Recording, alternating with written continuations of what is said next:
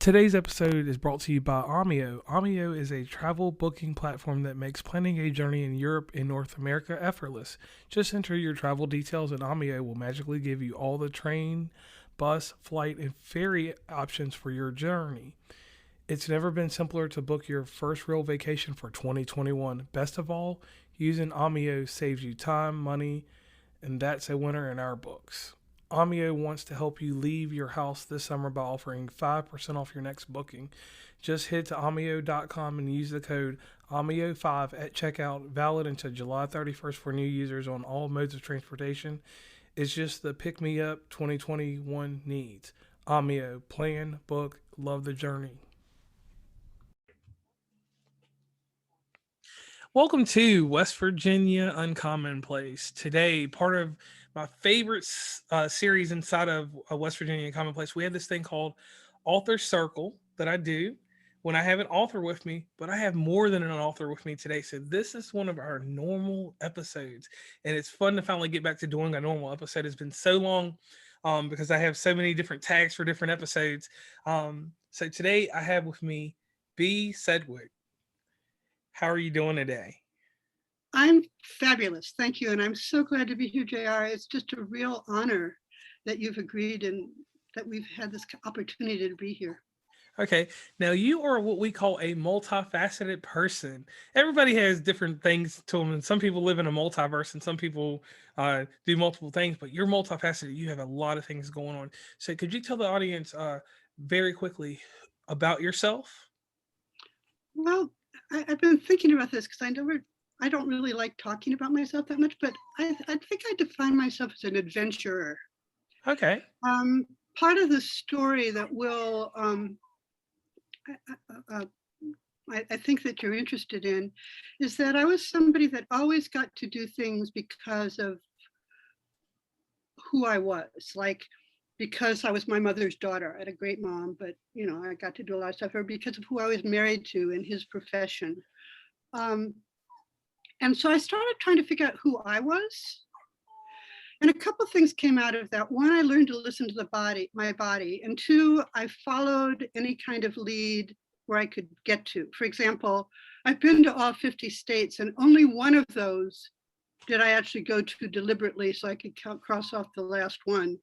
And even then I managed to get to a conference.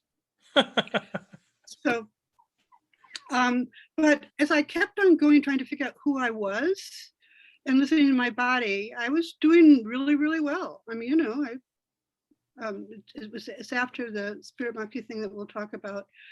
And one day I just fell out of nowhere. I just was walking along by the library and I did it. And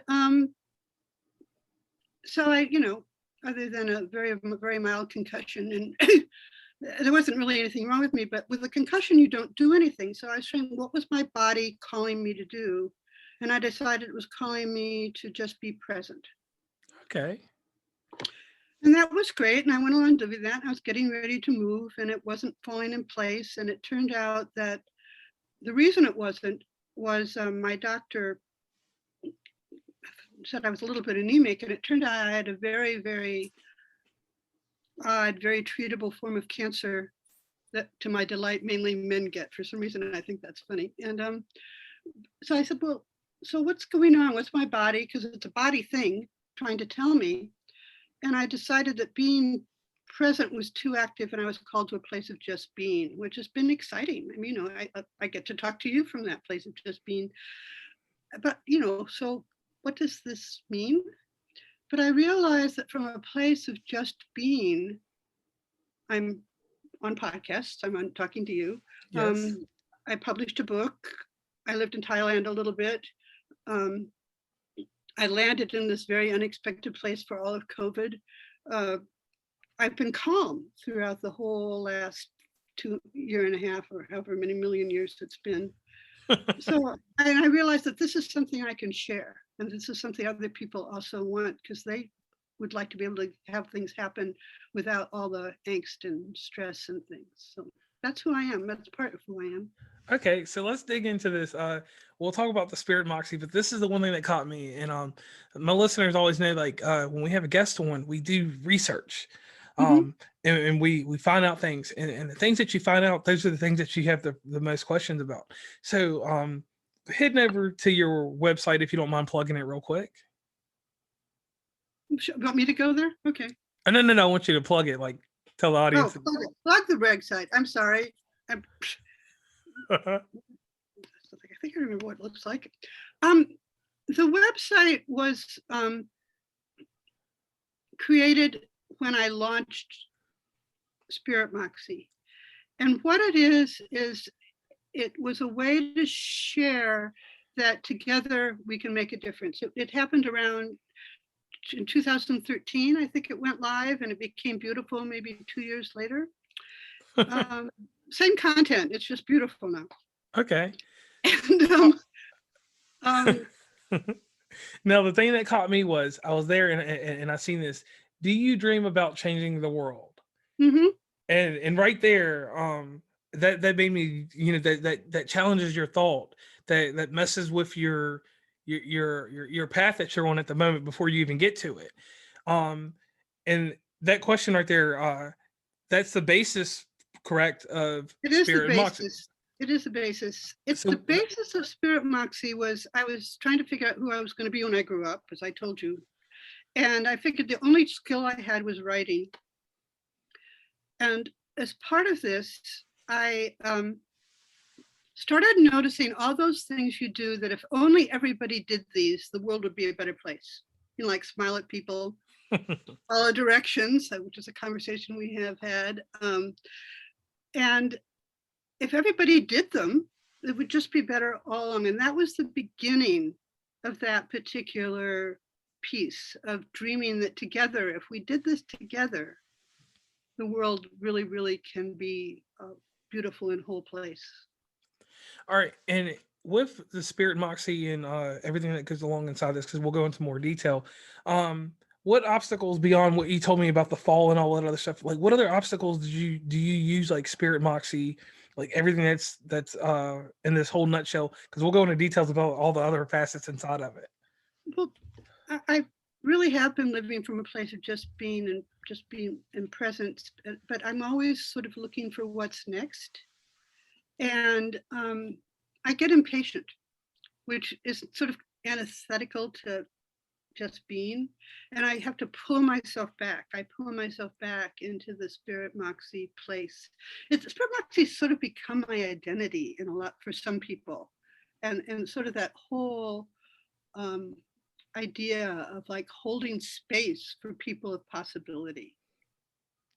One of the other things about Spirit Moxie is there's a lot of pieces on it that I wrote about before. Now they're really common terms, like little things that can change the world. Everybody says that. But 7 years ago, they didn't. And they didn't get it from me. I'm not saying that they got them from me, but there's that underlying current. So for obstacles in Spirit Moxie, it's more like Spirit Moxie's given me like a raft, if you will, to get wherever I'm going. I'm not sure exactly where that is, but I'm hoping, but that's become my raft. Okay, and another thing I noticed in going over the website and different things like that, I noticed that it's a certain way that you question life, and in that way that you question life, um, I'll let you explain it a little bit better than what I'm gonna do. But like the way that you did that, like it made me think about life a different way. Like if I'm doing this, how does this pertain to this, and why am I doing this? I put more question. I put more question into why I'm doing certain actions. So, how did you decide that this would be what you would do in your present state that you are in now? The way you put it, I think it just becomes I'm naturally curious. There's this real curiosity about things like work. Again, going back to like who I am, because that's the only base I have. Yes. And I've learned certain concrete things that that contribute to being to a place of calm and presence and being. And when you're there, you start seeing things. For example, one of the core pieces that can change anything is gratitude. And all of a sudden I'm seeing that everywhere too. I'm thinking like, really? I mean, I didn't get it myself. I read. The other thing that happens is I read a lot. And or I'll explore one of the little things and I'll Google some things and I'll run into like a perfect TED talk or something by somebody. But from the gratitude piece, for example, I just wrote about the idea of finding delight in things, which is a little bit different than gratitude. And I got all excited about it. So yeah, and that was one of the pieces that like that I looked over, and to phrase it another way, it seems like once you got into this new state, your questioning became a perspective. mhm. And that's what you just said there. Like that perspective is very calming to someone that's in on the outside looking in. Because like you said with the whole gratitude and the grateful deal, like reading that and I'm sitting back and I'm like, hey, this is a different way of thinking. Everybody always gives you a certain stance on things, but they don't actually try to give you a different perspective. People upsell all the time. Oh, I think this way, blah blah blah blah. And they might say because, but you put a full circle around it, and you don't always get that full circle. I'm part of a mastermind right now, and they were talking about the idea of perfect. And I don't know how many years ago, it was more than two, like 3-4 years ago, I wrote a piece on perfect, which is the whole other different thing. And you can, if you go into you can find it on the website. There's a link that says conversation. Okay. And I hate the word blog, so that's what I call it, because I really want engagement. It isn't me talking to you, it's inviting you like we are now into what's going on. But anyway, if you put imperfect in that little place, this piece will come up, and it suggests that maybe we're perfect right now, and that And this is a good thing. yeah, in a certain state of being, I could get that. Now, you offer numerous services under this umbrella of Spirit Moxie. Um, I would like you to explain to me the living consciously. Well, living consciously, and that's interesting because I'm working on a different word for it, but it still says what it is. Again, is inviting people into presence. And what it is, it's an offer to do workshops and retreats, because I adore workshops and retreats. I love group energy. I mean, one-on-one conversations are beautiful too, but that's for the group energy idea. And it's to help people sort of claim, to really start seeing what they're missing in their life. Okay. Like So, like your smile, it's like it's how that really can impact everything you are and everything you do, and how that can just sort of flow and grow, as I was talking about later. Um, it's become more concrete because now I've really identified some real concrete tools that are teachable, I think, that okay. get you to being more productive, unexpectedly productive, and probably more is one of the results, but also with calm and ease and purpose. That's Yeah, where. because when I seen that living consciously, I was thinking to myself, living consciously. I'm like, we do go through life on a routine. Some people do. Some people, like I said, have a lot of automation in their lives. And I'm Mhm. like, I think that probably means to me, it meant that it's something that has to do with a little bit more of accountability. And outside of that accountability, you would probably give something to someone that gives them sustainability. Well, that goes along with the purpose piece. When you know what you're doing, like your passion for podcasts, that intertwines through everything you do. Yes, it does. And so it's that kind of little line, but naming it, help naming it. And it doesn't have to be a big thing, because if you just know that you make a difference when you smile walking down the street, it starts change. If you really start being conscious about it, it starts changes how you are, and getting people more conscious about how fabulous they are. That I love that. And I commend you on that because it's real hard because a lot of people, and I'm not going to go through generations or be subjective to stuff like that. But I don't believe in generations anyway. some people um don't have great self-esteem, Mm-mm. and I know, not personally, but I know just people around me, that it's very hard to build that up in them. So I do commend you on that. Thank you. Now, moving along, you have a book, Moxie Moves. What inspired this book? Well, I was inspired because people didn't seem to really get what Spirit Moxie was about. I mean, I was working on a book. I'm still working on a book on hope, Okay. and which is something else we all need. But there were two pieces. One, people didn't understand what Spirit Moxie was about, and two, a book gives you credibility, and I really wanted more credibility.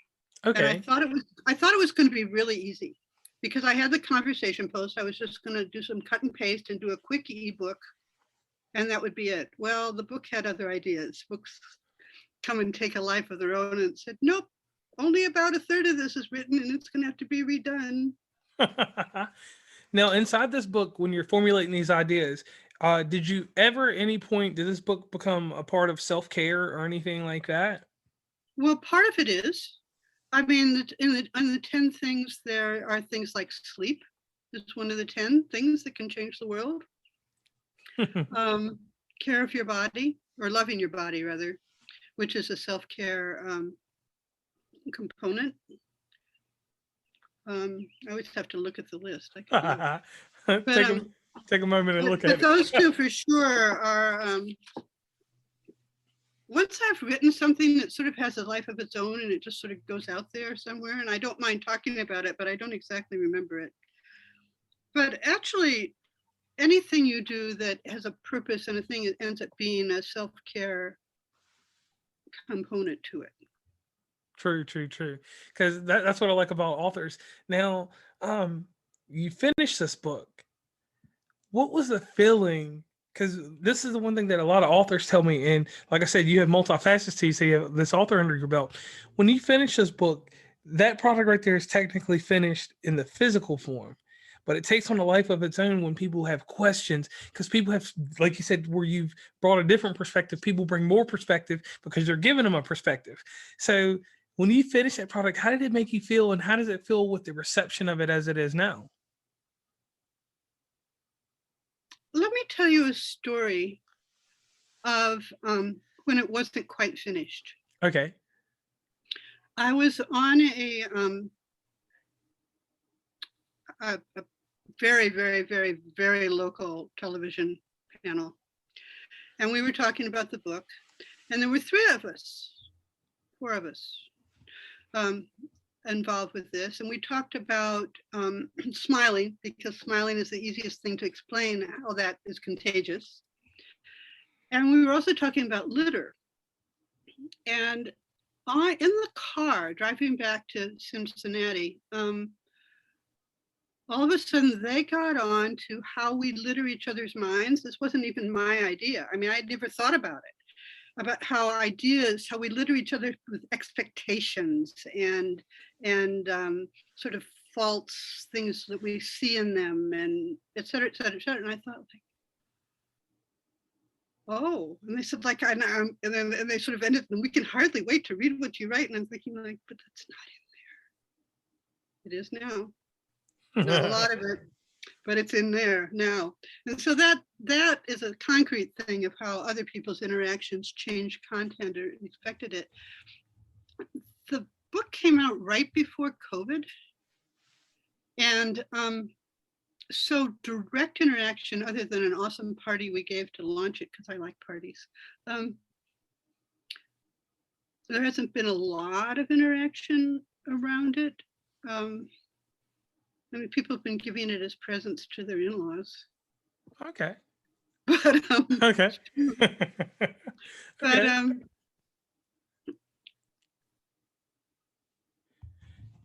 what the other thing that was interesting that changed in it a little bit is that I invited actually the people I'm living with now, but I asked her if she would illustrate it because I saw her do little prompts. She's very talented. Yes. And she said, sure.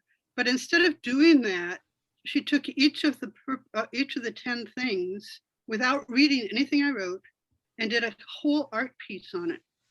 Oh, whoa. So that changed the book too. So these are better examples, I guess, of other energies changing the book as it went. So in a sense, it's 2 books, which is fine, because it invites people into a third thing. So what's your take on it? What's your place? What is it? Okay, and then Yeah. they take that and then they become creative out of Yeah. that presence. Okay, and I like that. So, how does it feel to be an author, B? It's awesome. It's awesome. It's like, for example, I just read one of these posts you get every day in your email, right? That said, and one day I'll write a book. And you said, like, no, I already wrote a book. Okay. I am an author. It's going to happen. It just is. So it's just sort of, it's a little bit humbling. It's exciting. And in some ways it has nothing to do with me. I mean, it's just gone out there and it's doing its little dance, and It's got wings and legs and went out on its own. mm-hmm. And one thing that I like to ask everyone that writes a book, everybody has a different creative process. So that's something that's tried and true, and that's something that's tiring when you ask that question. But my question to you is this: when you were writing this book, was there a time that you got that writer's block that you got to a point where you had to stop? Oh, I have an awesome editor who actually only edited, but I had friends I was like enrolling in this, Mm-hmm. and I kept wanting the book to be done. I said, like, well, and you can see how it all fits together. And they were like, no, you have to make the whole thing fit together, because you realize these were separate pieces and now it's a whole book. Right. I mean, it's a different process. And then one of the ways I knew I had to do this was with the introduction. Oh. And for like, I'd started and I'd written something. I don't remember, it somewhere, I guess. And it just wasn't doing it. And it was over 3 months of just sort of staring at the paper, saying like, and one day I write on the computer, and one day I took a legal pad and a pen, and I just wrote a letter to whoever was reading it, to what I wanted them to know, what I wanted to say to them. And I was out hanging out with someone around your age, and who I really, really respect. And I said, like, I can't do a letter as a preface in a book. And he said, why not? So the opening thing is a letter to you. And that's crazy how that just clicked together like that. Mm-hmm. Instead of all the other prowess of writing this or that, it just came from manuscript, simple letter, a letter you write, and it fit its purpose. Okay, okay, I get you on that one. Now, you have all this stuff going on inside Spirit Moxie, and I'm going to go to the website real quick because that's an awesome thing that you can do. So we talked about the conversation already. You have an about section which that tells about itself, and the one interesting thing that you did is you have a resource page. If you're over there on that, and you talk about what how to engage in do different things with you, and then the original 100 list. Mm-hmm. If you wouldn't mind explaining that. Well, Spirit Moxie began with just the idea that why isn't everybody doing these things? And they all ended up on note cards. In fact, I've got them in a thing right down next to me right now. And the original was 100 cards of things that we could do together to change the world. If everybody did them, actually, if everybody did them, the world would be pretty awesome. But anyway, and a lot of them really are self-care pieces, which we forget that brushing our teeth changes the world. I mean, it's just and I wrote about washing your hands long before 2000. But anyway, I did. But that's a good one there. but That's a pretty good post too. Anyway, so I had these 100 things, and that's all I had. I was going to write this witty and clever thing like you read in your bathroom, the one-liner deals. Yes. And I'm witty and clever on paper is not one of my gifts, apparently. I mean, that was not working. So I ended up with this awesome mentor, and I took them with me. And I'm talking too much here, but anyway, so anyway, that's how Spirit Moxie got born, through these original 100 cards. And I was again on my very, very first radio program, which was really another, and Spirit Moxie is a playlist. You can find it on YouTube, but you can also probably find it, I don't know where else you can find it, but, so we were going through the playlist, and the person who was interviewing me kept referencing these 100 things. And he said, I can't. Today's episode is brought to you by Omio. Omio is a travel booking platform that makes planning a journey in Europe and North America effortless. Just enter your travel details and Omio will magically give you all the train, bus, flight, and ferry options for your journey. It's never been simpler to book your first real vacation for 2021. Best of all, using Omio saves you time, money, and that's a winner in our books. Omio wants to help you leave your house this summer by offering 5% off your next booking. Just head to omio.com and use the code OMIO5 at checkout, valid until July 31st for new users on all modes of transportation. It's just the pick-me-up 2021 needs. Omio, plan, book, love the journey. You talk about these original 100 things and I can't find them anywhere. So I went to my web guy and said, okay, we've got to put the original 100 on the website. The links are not completely up to date because one of my challenges is I can't update the website myself these days, but it's that's the original 100. Okay, so the beginning of Spirit Moxie. So yeah. Within this original 100 list, how many of these things have you done? I'd have to look. I mean, what I do is I always say whether I actually accomplished all of them or. Well, I'm not. I whether something is. When I post a conversation, you tag it, and I say whether it's part of the real conversation and part of the things that was. And some of these things I wrote about in the book that aren't on here. So. Okay. And I've written things that really are something that'll change the world that have happened since the list. I mean, it's not up to 200 yet, but it's a much longer list. It's getting there. But RB, one thing that I would like you to do for the audience, because the one thing about these podcasts, no matter the length of them, some people will skip through the podcast to get to a certain point in the podcast. Could you do real quick and do a real shameless plug and let everyone know where they can find you on social media and the actual address for your website? Well, another shameless plug is that it's also possible with the Living Consciously thing to work directly with me. Yes. That's another piece. You can find me under B. Sedgwick on Facebook, but also the Spirit Moxie is the Facebook page. There's another Facebook page called Tango with Time. We should talk about that in some podcast. But anyway, it's the other thing I play with. Okay, Spirit Moxie, anywhere we'll find you. I'm Spirit Moxie on Instagram. You can find me as Spirit Moxie on LinkedIn or as B. Sedgwick. Okay. You can find me on SB Sedgwick on Twitter, where I don't post much, but things usually get copied there. Okay. On the website, there's a little banner that says "Stay in touch" or "Connect with me" or something, and if you do that, you get a free cheat sheet for changing the world. Okay. And you maybe get 2 posts a month, maybe.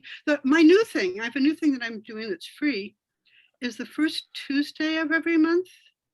I'm doing a half hour of something called Corner with Calm, where you can entrain in calm. And somebody said we're doing it for the whole world, that when we offer that, we're offering it for everything. Okay, and I like that she put in there the way that someone can engage you and get in touch with you through your website, because that's the one thing that like so many people have to do now. They need to have a way to get in touch. And one thing that I'll credit to the world of Zoom, Zoom has made the world a little bit easier and things like that. But that's the short plug on that. So one thing that I do in the show, and something that I picked up in like season 4 or 5, one of them, we do a testimonial about the person that I'm interviewing. So B, let me go ahead and give you yours. It's an amazing thing that you're doing right now.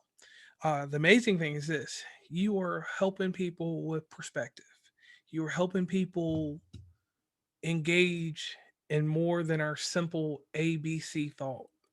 You're giving them A to A35 or the B72. And um, for people to actually be given perspective, that's a very hard thing to do, because you have to have credibility. You have to build what we call a simple intimacy. And it's not anything that's in a physical fashion or anything like that, but it's the intimacy of eye contact. It's the intimacy of your words building a trust. And it is very hard to do that. People can sell stuff all day long. They can do this and that. But what you're doing here is it's uncanny. It's outside the box in the sense of, I'm not putting a standard on it. I'm just saying outside of the box on that you're actually doing this to help people and to get people into a mode of let's challenge the everyday norm. You don't have this happen every day. And in your book, because I was able to pull a few pieces here and there, um it's so much. You basically you make people think, and you're not forcing them to be accountable for it to a degree, but you're saying, hey, think about this, then get to your accountability of it. And that doesn't put pressure on people. And that's the thing that I wish everybody knew, because and not in so much of what they do, because even what I do sometimes I put a little pressure on it. Well, if you're not putting pressure on it, it makes it easier for certain people to ease into it. It makes it comfortable. And when people can be comfortable and still be challenged, that's a genius. So I want to thank you for that. You're making me cry. I don't cry. Oh, I apologize, but No, it's good. but sometimes you know people don't get to know their mark on life, and a million people can tell you, but in a singular moment, I just want you to know all that, Thank you. and to definitely be proud of that. Like that's the pat on the back. That's the I'm gonna commend myself, um, and being humble about it like you are, makes it even worthwhile to acknowledge you and let you know this. So I do want to thank you for your contribution to the world, to everywhere, because the hardest thing is we don't want to use this word, but I have to use it with everyone. It's the influence, not the influencer, but it's the influence. It's the time, the dedication that you've taken to do this, because you could do anything else in life. You've had your life, you've rewritten your life quite a bit. And the thing is that you didn't have to rewrite your life at any point. You could have just stayed with whatever was going A, B, C, D, and not take um, these extra intersections and these extra corners, and you know get more perspective outside of that straight line that we're taught and what we're supposed to do. You decided that you were going to go out and not conform. You were going to assimilate to other ideas, and I don't that's think I could go in straight lines and be me. okay. So I want to tell you thank you for that. So now it's your turn. The audience will listen to this, and they will get a certain degree of who you are. In the show notes, they'll find your website. They'll head over there. But this is your moment to give back to the audience real quick. So here's the question. As I was growing up, I used to watch this show called 2020, and it had a lot of journalistic integrity. You had Diane Sawyer, you had Barbara Walters, you had John Stossel. He did a little funny bit, but we're not going to do John Stossel because we can do a comedic podcast anytime. So here is my hard hitting question, and here's my challenge. And the way that I'm going to do it this time is I'm not going to do the Diane tour. I'm going straight to the Barbara Walters question. Barbara Walters question was something at 10:40 at night when you're watching on a Friday night 2020. It's what gripped you in. It's what made you watch it, and then decide if you were going to watch the news or go to bed at 11. So here it is. You have Spirit Moxie. You have a purpose. You have a place. Right now, let the audience know what their place is with you.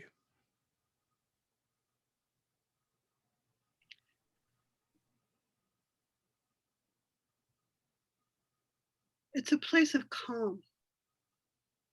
What I bring to you is a center, and not through any arrogance. It just happens to be where I've fallen and who I am. And in that place of calm, anything is possible. A new world, a new opportunities for you, a chance to not get hooked by all the stuff going on around you. But all I can do, all I am, all we are is just a center place where anything can happen. And I love you guys. I don't know you, but I love you, because that's just sort of a default when you're part of this place. And thank you for listening. Okay. Now, here's a hard hitting question. And this is, like I said, we're going to get deeper into the Barbara Walters portion. Because the one thing I always liked about her was that when she was giving you her questions, they pulled certain answers out of people that you're normally not going to get. So, you have been very nice to present everything out there to us. You told us about the fall, which that was an obstacle. You came out of that. So, present day today, what is an obstacle that you have to face every single day? You intertwine it with Spirit Moxie and your belief process and how you do things that you deal with every day. Because the thing is that we can always tell about the good things and the positive things that happen inside what we do. And I'm not putting a negative spin on this, but we all have an obstacle that we have to deal with every day. So if you wouldn't mind, I've got I can answer a mental obstacle. Okay. And a physical obstacle. Okay. The mental one, I take courses like I hope some of you do, and they were talking about small voices. And one of my small voices that I live with every day is, it's not exactly not being good enough, but it's that I'll never be seen. I can have all these great ideas for Spirit Moxie and they can be out there, and then everybody else is like using them from the stream 8 years later, and nobody knows that they were Spirit Moxie before. I can put myself out there and people remember me, but it's more like as a side piece. And I don't want visibility for me so much, but I think Spirit Moxie is important. I think it's doing some really, really exciting things. And so there's every day there's sort of like that, all right, what do I do today? I can only do what I'm given to do. But there's that little small voice is that you'll never be seen. You'll never be seen. You'll never be seen. The concrete piece I have, and if anybody has brilliant ideas about this when they listen, they could email me, is that I really right now don't have a place. I'm not living anywhere that's mine. I mean, I'm living with the artist and her husband. They picked me up when I got back from Thailand, the November before COVID, and I'm in their study. That's their books behind me. And I was looking for a place when the cancer happened. I thought I was moving to Seattle. And I still think it's going to happen, but that not having place is just, it wears on me. Okay. And I thank you for being raw and honest, because not so much with every single guest, but some guests are very uh I'm gonna say superficial. They They need to look good. and I thank you for that moment, that intimacy you gave right there, because that's hard. And that was one thing, like, about Barbara Walters. I always tell everybody, she could, we just made the moment, we just made the sound bite for this podcast somewhere in between there, and in everything else that you drop. So spinning everything back around, um, what are your future endeavors? You have Spirit Moxie set up. Where the world's opening back up right now, so it's a weird transition, because even I'm having a weird transition with it, because this Zoom thing at some point is going to die down, and it's going to be me traveling to all these places. Because, well, here's the thing: I'm in different areas. Everyone knows that on a regional level, I'm all over Ohio. You might catch me here or there. I do a diagonals on each end, or Michigan or West Virginia, Virginia. So I know that at some point I'm going to have to start getting back out there and doing things live, which that's going to be hard, because I've gotten so accustomed to this, because we see each other, we're talking, it's almost like we're there, but you're where you are and I'm in West Virginia. So, that's the hardest thing for me right now, is knowing that at some point I'm going to have to take this whole thing on the road, even though I have it mobile, you know. Well, in a related note, I adore airports. Okay. And I'm happiest when I'm sort of like, I'm the only person I know that gets energized by being in an airport. I'm about to apologize, but and I haven't been in one since November of 2019. Whoa. Well, COVID-19 hits and things. Yep. I had 2 tickets that got canceled. I've got credit on Delta somewhere. So you'll be going somewhere, or you might be heading to Seattle, right? Well, Portland, I think. But Portland. anyway, we'll see. Maybe, one of those places. Okay. Anyway, it's